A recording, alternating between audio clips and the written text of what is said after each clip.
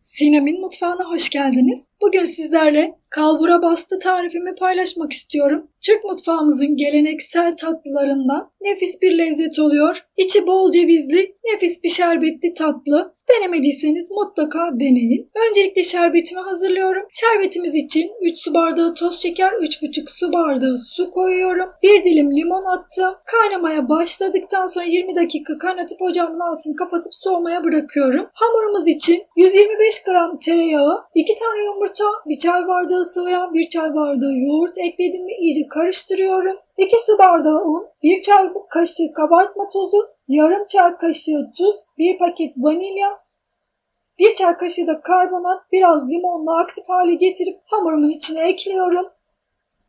İyice karıştırıyorum.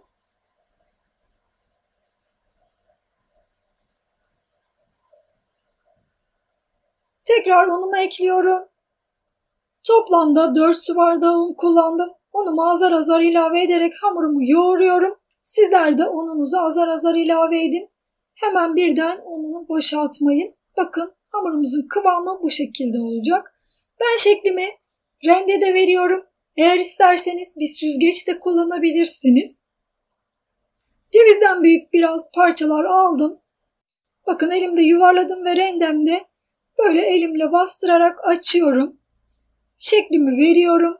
İçine de 2 çay kaşığı kadar böyle ceviz koyuyorum. Bol cevizli yapacağım. Bol cevizli çok güzel oluyor. Videoda görüldüğü gibi iki ucunu birleştirip kapatıyorum sıkıca ve rendemden çıkartıp alıyorum. Bakın şeklimiz böyle. Tekrar göstereyim. Bir parça hamur alıyorum cevizden büyük. Rendemde açıyorum. Ne kalın ne ince olacak şekilde açıyorum. İçine cevizimi koydum. Videoda görüldüğü gibi uçlarını birleştiriyorum.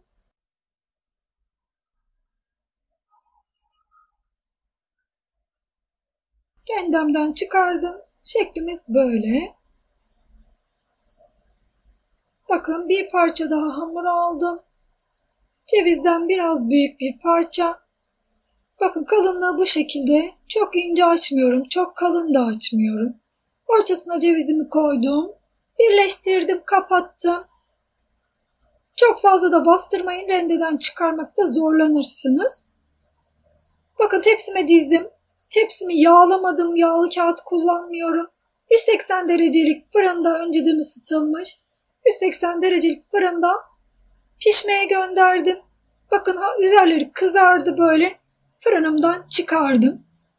Fırından çıktıktan sonra sıcak olan tatlıma soğuk olan şerbetimi veriyorum. Üzerini de bir tepsiyle kapattım. Bu şekilde daha güzel şerbetini çekiyor.